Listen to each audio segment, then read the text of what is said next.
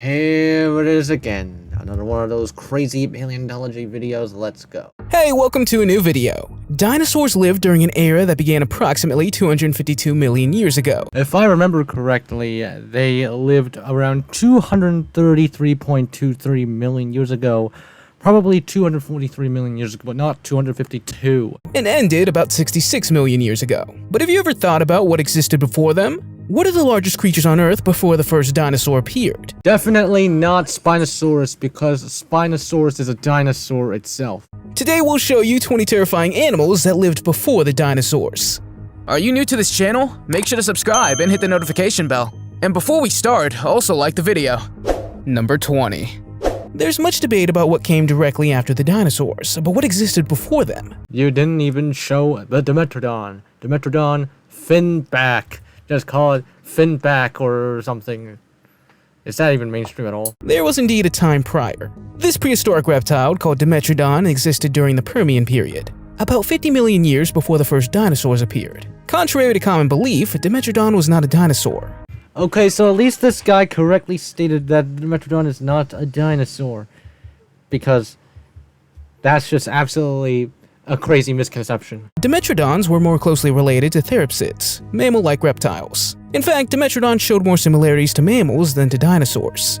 The name Demetrodon can be misleading, as it's derived from one of its more obscure features, the presence of two different types of teeth in its jaws. Its dental arsenal included sharp canine teeth at the front, ideal for tearing into fresh prey, and molar-like teeth at the back, suitable for grinding tough muscle and bone fragments. Demetrodon's most distinctive feature was its massive sail, a trait not seen again until the mid-Cretaceous Spinosaurus. Now the Spinosaurus' sail is more like a hump, shaped more like a camel's hump than an actual sail at this point. This sail served multiple purposes. Since Demetrodon was a slow-moving reptile with a cold-blooded metabolism, the sail likely functioned as a temperature-regulating device. Number 19. It's 250 million years ago, and you hear it terrifying. If it lived 250 million years ago, it would have survived the Permian-Triassic mass extinction event, aka the Great Dying, but it didn't. Booming cry. What you likely heard is a Scutosaurus, also known as the shield lizard. Scutosaurus is an extinct genus of reptile covered with protective armor plates. Its unique leg orientation, with legs placed more centrally beneath its body, provided for a tall, imposing posture. Scutosaurus had a robust skeleton, supported by strong muscles and tough skin, making it a slow but well-protected creature. Evolved with teeth for grinding dry vegetation, it relied on its exceptional hearing and possibly roared loudly to communicate with others of its kind. It weighed up to about 2,535 pounds. Now you're just casually showing a rhino for whatever reason. The rhino isn't even similar to Scutosaurus in anything, really. Comparable to a modern black rhino, and it measured about 8 foot 6 inches. Its entire body was covered with closely packed individual bony osteoderms, rather than forming a continuous plate. The upper jaw contained 18 teeth, while the lower jaw had 16, and its snout featured rows of blade-like teeth. Remarkably, it also had a small bony projection behind its skull. Number 18. Moschops. Okay, this is Moschops. That's a little bit weird. Moschops.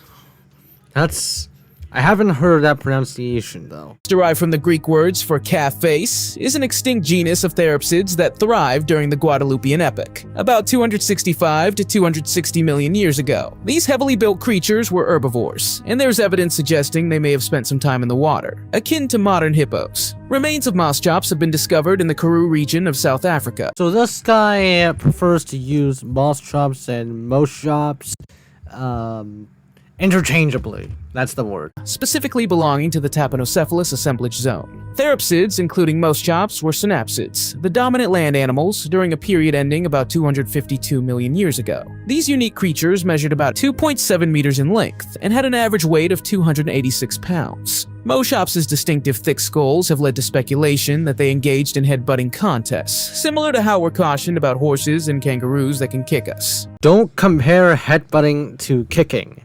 That is a really stupid comparison. You're trying to make an educational paleontology video, just stick to orthodoxy. Maybe a little bit of speculation here and there, but within the grounds of reality. Number 17. Sonnathus, derived from the Greek words for dog jaw, stands out among the so-called mammal-like reptiles that existed during the mid-Triassic period. As a cynodont, Sonnathus was a swift and fierce predator. Don't show actual canines when talking about the Sonnathus. Resembling a smaller and more wild version of a modern wolf. Its evolutionary success is evident from the fact that its remains have been discovered on 3 continents: Africa, South America, and Antarctica. What makes Sonnathus even more peculiar is its possession of numerous features typically associated with early prehistoric mammals. Paleontologists believe it had a thick fur and possibly gave birth to live young. It's called live young. Alive. Live. Basically. A trait uncommon among reptiles that typically lay eggs. Moreover, it exhibited a strikingly mammal-like diaphragm, enabling it to breathe more efficiently. Perhaps most astonishingly, there is evidence suggesting it had a warm-blooded, mammal-like metabolism, setting it apart from most cold-blooded reptiles of its time. So far, this video is just another one of those not bad but boring fact paleontology videos. Those titles are also kind of clickbait video as well. The combination of its mammal-like features and predator-like prowess likely made it highly lethal. Number 16. Estus Sucus displayed the most intricate head ornamentation among herbivorous therapsids. The creature's head crests, resembling short deer antlers, were primarily display devices. Have you heard of an animal called moose before? Moose. Moose is the largest extant species of deer, with variations observed among different species. Its horns grew upward from the frontal skull bones. The exact dietary habits of Estus Sucus remain a subject of debate among paleontologists. While some have pointed to its sharp canine teeth and incisors, suggesting a carnivorous diet, others argue that many herbivorous therapsids also had teeth resembling those of carnivores. The immense size and bulk of the animal, along with the orientation of its legs, indicate adaptations for a large digestive system and energy-efficient locomotion, more in line with herbivorous traits. This suggests that it might have been an omnivore, occasionally supplementing its plant-based diet with meat consumption. Thing is that in the wild, herbivores also sometimes eat meat to compensate for their nutrients. Carnivores also eat plants too, like grass for example, sometimes. Definitely not all the time. Estus Sucus's limb orientation further supports its herbivorous tendencies. The hind limbs, placed directly beneath the hips, indicate a more energy-efficient form of locomotion, while the front limbs, spread to the sides, allowed for efficient browsing and maneuvering. Moreover, Estus Sucus's large size and mass have led to the suggestion that it was gigantothermic. Jurassic World evolution is never a good source. Just look at this. There's also the Tyrannosaurus from Jurassic World alive, just being plucked into the game. With a low ratio of surface area to body mass, which would have led to a relatively constant internal temperature, similar to that of a warm-blooded creature. Number 15. The mighty terrestrial predator Aops is an extinct genus of primitive amphibians, and its fossils have been found in Permian rocks in North America. Say that Aops is an amphibian.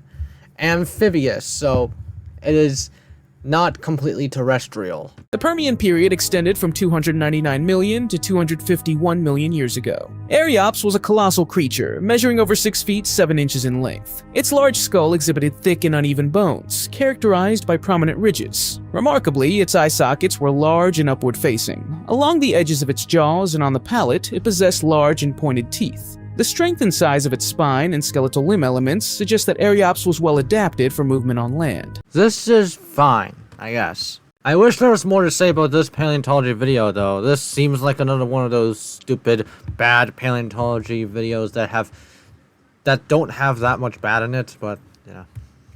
Still not great by any means. Despite its short limbs, they were notably broad, and the shoulder and hip girdles were massive. I don't know why, but this model kind of feels like it's from a video game of some sort. The animal's skin featured bony knobs, likely serving as protective armor against predators. As a predator, Aops primarily relied on fish as a food source, though it likely also hunted terrestrial vertebrates. Its limbs and rib structure suggest its exceptional ability to traverse terrestrial environments, making it one of the most successful early amphibians in this regard. Adaptations for land movement, combined with its impressive size and predatory nature, made Aops a dominant force in the ancient Permian ecosystem. Number 14. Hesperornis, a large flightless bird. Hesperornis is not a flightless bird. It is not even a bird. It is an ornithurin. It effortlessly navigated the oceans and captured fish with its toothed beak. Its relatively small wings were held close to its body and had little utility, except perhaps for aiding in steering underwater. Instead, it relied on its sturdy hind legs and swollen feet to chase prey and evade predators in the seas. Swollen. I thought swollen was supposed to be some sort of, medical condition stuff. With a flattened tail, this bird had the ability to change depth and direction underwater. Underwater, it displayed remarkable grace and agility while swimming. Its swollen feet propelled it beneath the water's surface, while its long neck allowed it to extract fish precisely from their hiding places. The bird was so well adapted to diving and swimming that walking on land proved to be an awkward endeavor. Likely, Hesperornis came ashore only for breeding and egg-laying. However, both land and water posed threats to it, as the aquatic mosasaur Thyolocarnifex considered the creature a tasty meal. A more concrete example would have been the Dolichorhynchops, a plesiosaur. An interesting fact is that it likely fed and nested in a similar manner to penguins. Number 13. Gorgonopsia.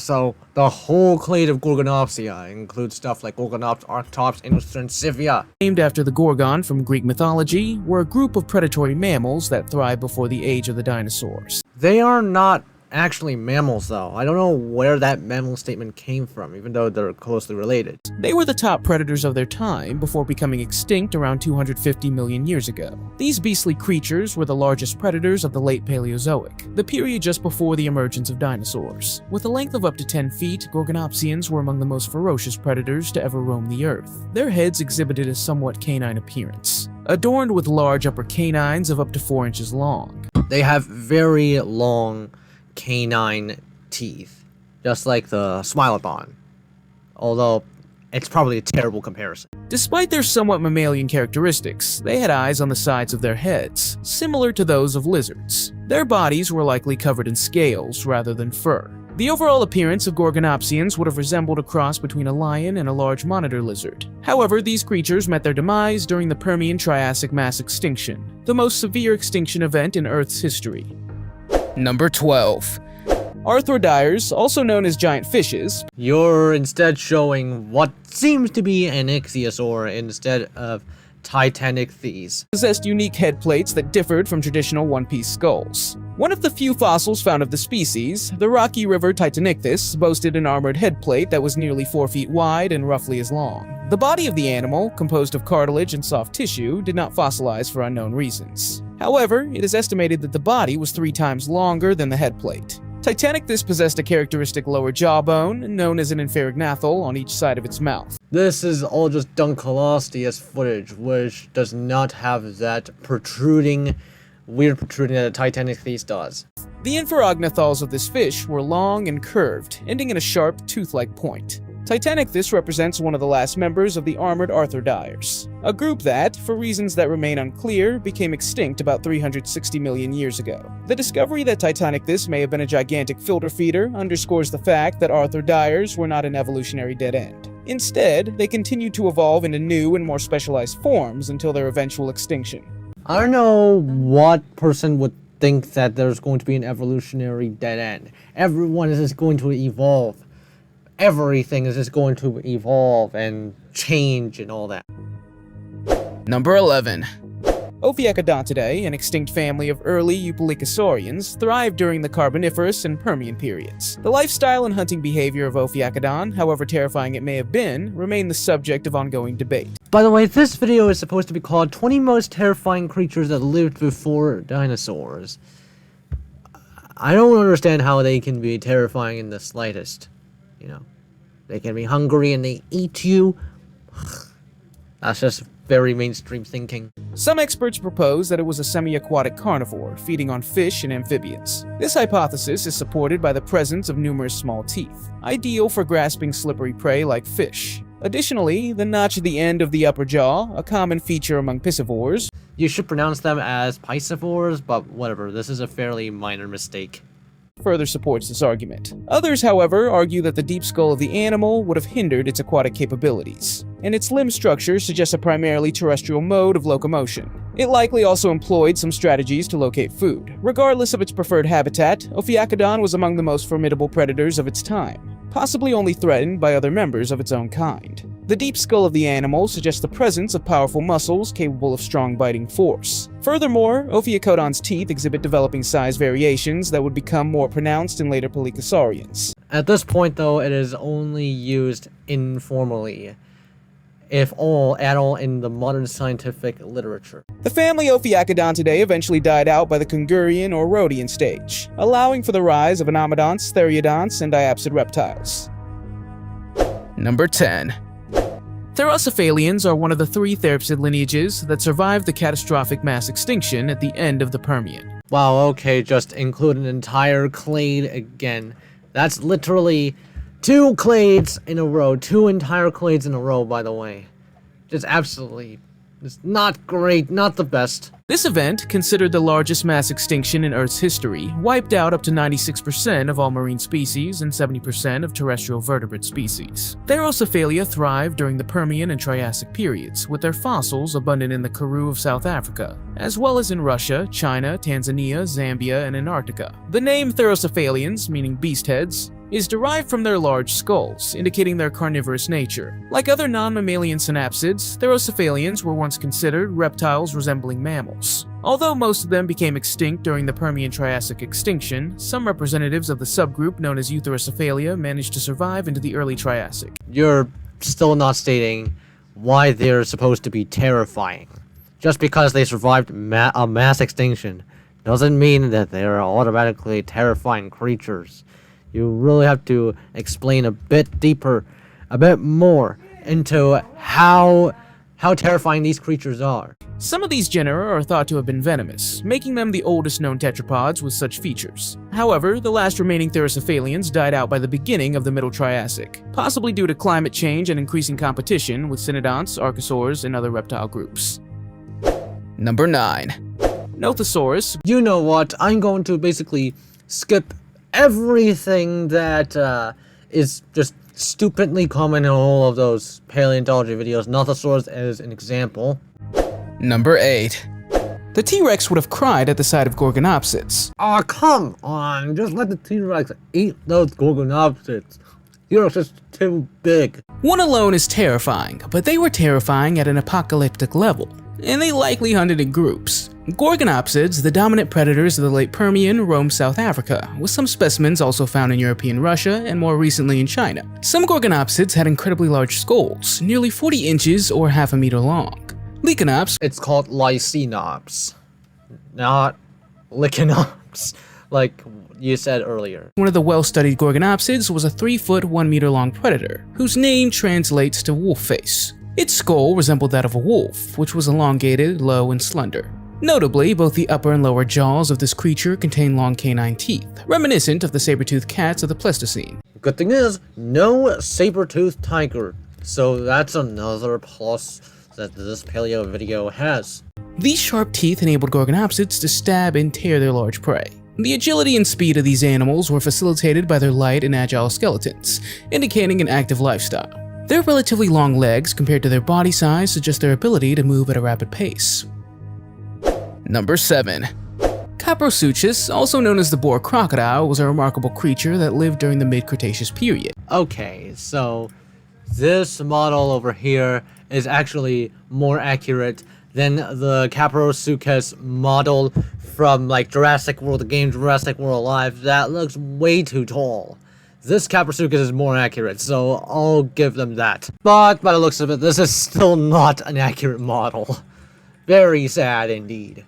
Primarily in what's now North Africa. Estimated to be 10 feet to 3 meters in length, another striking feature of this creature was its 3 sets of large, boar-like tusks protruding from both above and below its skull. The lower jaw had a notch that fit into corresponding notches in the upper jaw, preventing the jaw from being held permanently open by its own teeth. This unusual jaw structure allowed it to inflict more devastating damage to its prey compared to other crocodilians. Capriscus was a crocodiliform and not an actual crocodilian.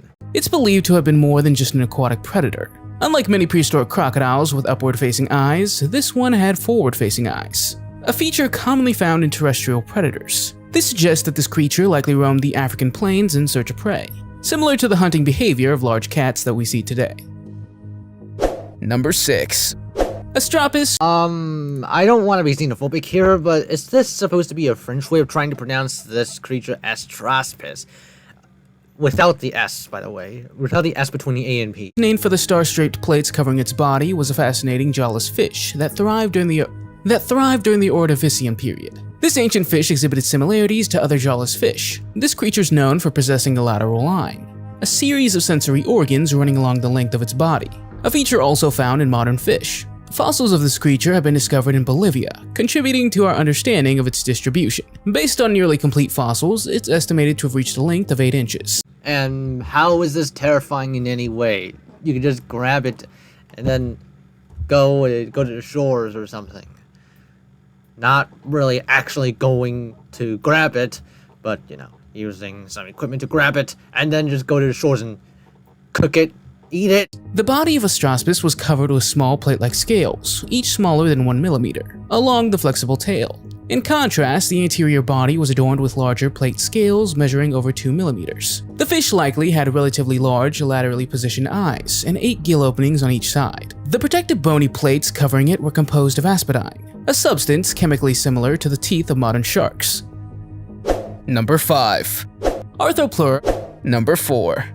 Demorphodon, a member of the pterosaur family, owed its name to meaning two-shaped tooth. This flying reptile existed during a bygone era. Bygone era, as if the Devonian, Carboniferous, Ordovician, whatever, aren't more bygone than the Jurassic. And had a wingspan of about 4 feet. Its beak resembled that of a modern puffin, contributing to its unique appearance. By the way, never use Jurassic World Evolution Demorphodon. Never use Jurassic World Demorphodon in general, because the skull, the head of the Demorphodon there is just stupidly inaccurate. Just not even a puffin like you said earlier. With a large head characterized by broad and deeply toothed jaws, Demorphodon exhibited distinct features. Dinosaur facts, jeez. Demorphodon is not a dinosaur. Just look at how mainstream that is. At the end of its pointed and elongated tail, there was a diamond-shaped flap of skin, while its neck was notably short. The remarkably large head of this creature likely served as a display of courtship behavior. Unlike other pterosaurs, Demorphodon had legs that protruded sideways, resulting in a distinctive walking posture. This unique leg structure distinguishes it from other pterosaurs. The unique leg configuration suggests that it spent its time hanging from tree branches during non-flying periods, similar to modern bats. The adaptation allowed it to maneuver and rest in different environments. If you're going to use Demorphodon in an educational context, use Demorphodon that has the puffin-shaped thing. Demorphodon inhabited the Earth approximately 165 million years ago. As a carnivorous creature, it primarily fed on fish, showcasing its adaptation to an aquatic diet. Number 3. Agyracasis, an extinct genus of arthropod, offers a terrifying glimpse into ancient seas. Is that supposed to be a genuine mispronunciation? Or is that supposed to be some sort of stupid thing that God knows what I have absolutely no idea of? Fossils of this remarkable creature, discovered in Morocco, reveal fascinating adaptations, including modified legs, gills on its back, and a specialized filter feeding system. This monstrous creature, which lived approximately 480 million years ago, I almost jump from my seat every time I hear someone call these creatures monsters. Had a striking appearance reminiscent of a cross between a shrimp and a lobster, but its size sets it apart from its relatives, as it's believed to be one of the largest creatures that's ever lived on Earth. That's ever lived on Earth? You mean the Ordovician, which is probably what you're trying to mean. But man, the largest to ever live on Earth. Oh my gosh. Instead of actively hunting for prey like many other similar arthropods, it used a net-like appendage to capture plankton. Number 2. Thyolocarnifex, the largest carnivorous mammal known in Australia, was firstly described by Sir Richard Owen as one of the fiercest and most destructive carnivores. This remarkable creature likely preyed on the Pleistocene megafauna. Megafauna, oh my goodness. Is this supposed to be AI generated or what? Because this is made from a somewhat big channel, including the giant Demoradon. Researchers speculate that the creature may have been an ambush predator or even a scavenger. Unless if you're something like a vulture, which I'm currently getting it wrong for vulture being scavenger. You're most likely going to be a predator if you're a carnivore. It boasted massive shearing cheek teeth and a gigantic thumb claw that may have been used to tear open its prey. Standing about 2 feet 5 inches at the shoulder and measuring approximately 5 feet from head to tail, individuals of the species were quite substantial. Based on measurements of various specimens, their average weight ranged from 220 to 350 pounds. This places the creature in a size range comparable to that of female lions and tigers. Number 1. During the prehistoric era, How many videos has this thing been plucked into right now? Jackalosaurus, whatever. How many? Like, I've seen like at least 20 paleontology videos at this point. I'm just going to skip it. prehistoric animal would you like to see brought back to life? Let me know in the comments. If you liked the video, give it a thumbs up. If you want to see more videos we've made, click one on the screen or take a look at the channel. Thanks for watching, and I'll see you next time.